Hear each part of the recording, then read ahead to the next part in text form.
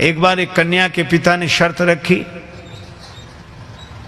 कि हम शादी तो करेंगे, उसी दूल्हे से करेंगे, लेकिन शर्त यह है कि बारात में कोई बूढ़ा आदमी नहीं आना चाहिए।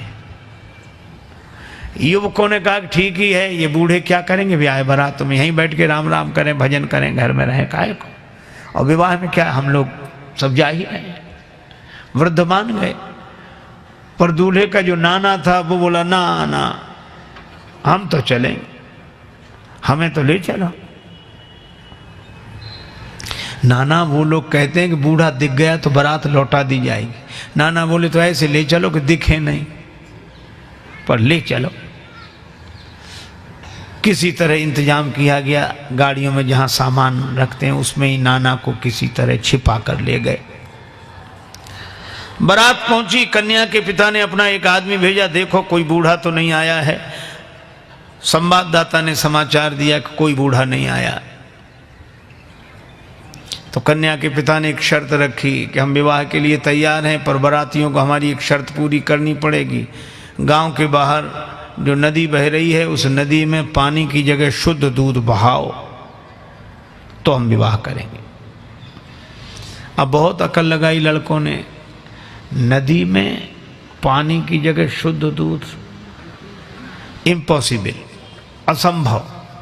तो कहा चलो बारात वापस ले चलें। बारात वापस लौटने लगी। किसी ने कहा बारात तो लौट ही रही, नाना के काहे को प्राण ले रहे हो, बाहर निकाल ले। नाना से कहा कि निकल आओ। नाना बोला क्या बात है, वो कहा अब तो बारात ही वापस जा रही है। कहा क्यों? कहा वो कहते हैं कि नदी में पानी की जगह शुद्ध दूध बहाओ। नाना मुस्कुराया कि छोटी छोटी बातों पे कहीं बारातें लौटती हैं। लड़के बोले नाना दिमाग खराब है, छोटी बात है, इतना दूध कहाँ से आवे और नदी में, और ये और फिर शुद्ध कैसे रह जाएगा, दूध पानी में डालोगे तो ये। वृद्ध ने मुस्कुरा कर कहा कि जरा सी बात है, तुम जो कन्या के पिता की ओर से समाचार लेकर आया था उसी के द्वारा तुम समाचार भिजवा दो। क्या? कि दूध का इंतजाम हमने कर लिया है, शुद्ध दूध बहा देंगे, इतना नदी भर जाए उससे भी ज्यादा दूध हमारे पास है, लेकिन हमारी भी एक शर्त है। क्या? कि नदी का पानी खाली तुम करा दो, दूध हम बहा देंगे।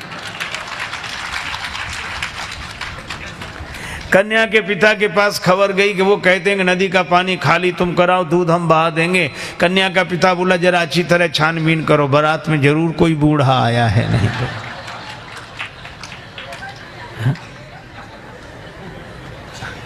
वृद्धों की महिमा है। देखो आज के समय की एक घटना सुनाऊं। एक बार क्या हुआ, रेलगाड़ी के एक डिब्बे में कुछ नवयुवक विद्यार्थी चढ़े, लड़के 10-12 लड़के, और संयोग की बात वो डिब्बा खाली था। एक बूढ़ा आदमी किनारे सीट पर बैठा, अपनी माला लिए राम राम राम राम राम राम कर रहा है, और लड़के देखा। अब उनका तो नाम ही लड़के। रेलगाड़ी चली, अब वो भड़के, नाम ही लड़के, जहां जाए वहां से लड़के आए। घर में रहें तो लड़के, बाहर जाएं तो लड़के, इससे लड़के उससे लड़के। अब रेलगाड़ी चल रही थी, वो 10-12 लोग लड़के बोले कि बड़े बोर हो रहे, कुछ करो। कहा इसमें क्या करोगे, बैठे रहो आराम से। कहा नहीं कुछ तो करो। कहा क्या करें? कहा जंजीर खींचो, गाड़ी रोको। अरे कहा देखते नहीं 500 रुपये जुर्माना और 6 महीने कैद, साफ साफ लिखा, या दोनों हो सकते। तो कहा हम लोग इतने लोग हैं, 500 रुपये इकट्ठा नहीं कर सकते। कर ले। कहा फिर जंजीर खींचेंगे। अब 500 जरूरी थोड़े, किसी ने 100 दिए, किसी ने 200 दिए, 1200 रुपये हुए। और 1200 रुपये उनमें से एक मुख्य आदमी था, उसके लड़के की जेब में रख दिए और कहा कि अब जंजीर खींचो। पहले तो पैसा लगेगा नहीं, लगेगा दे देंगे, पैसा है तो पास में, खींचो। तब तक एक लड़का बोला एक नया पैसा नहीं लगेगा, जंजीर हम खींचेंगे, गाड़ी रुकेगी, अधिकारी आएंगे, नाम इस बूढ़े का लगा देंगे किसने जंजीर खींची। अब बूढ़ा बेचारा बहुत हाथ जोड़े कि भैया हमने आपका क्या बिगाड़ा बच्चों, हमें काहे को, अरे ऐसा मत करो। लड़के बोले बड़ा मजा आएगा, ये गिड़गिड़ाएगा। कुछ लोगों को इसी में मजा आता, पर पीड़न रति, दूसरे को दुख पहुंचाकर सुख पाना। और अंत में यह हुआ कि लड़कों ने जंजीर खींच दी। मुख्य चेकिंग थी, अधिकारियों को लड़के ही बुला लाए। इस बूढ़े ने जंजीर खींची, इस बूढ़े ने जंजीर खींची। अब वृद्ध बड़ा हैरान कि अगर हम कहें भी कि हमने जंजीर नहीं खींची तो मानेगा कौन? ये 10-12 लड़के और सब हमारे बारे में यही कह रहे हैं कि जंजीर खींची। तो उसको भगवान ने ऐसी प्रेरणा दी, अधिकारी ने डांटते हुए कहा, तुम वृद्ध होकर शर्म नहीं लगती, जंजीर क्यों खींची? बूढ़ा बोला, साहब जंजीर तो खींची पर मजबूरी में खींची। क्या मजबूरी थी? हमारे पास 1200 रुपए थे, इन लड़कों ने छीन लिए, इसकी जेब में रखे। अब तो बूढ़े के सामने ही गिने गए थे रुपए और रखे गए। अधिकारियों ने जो देखा तो उसकी जेब में रुपए मिल गए।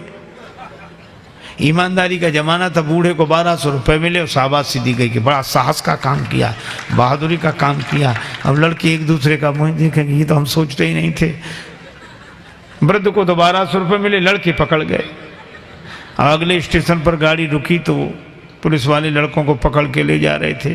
तो खिड़की के पास से निकले तब बूढ़ा अपनी सफ़ेद दाढ़ी पर हाथ घुमा के बोला, ये बाल ऐसे ही थोड़े सफ़ेद हो गए, बड़े आए थे हमको फंसाने के।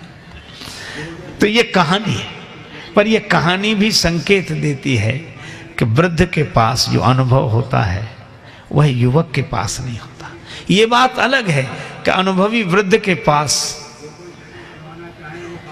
शक्ति, सामर्थ्य, जोश, उत्साह नहीं होता, वो युवक के पास होता है।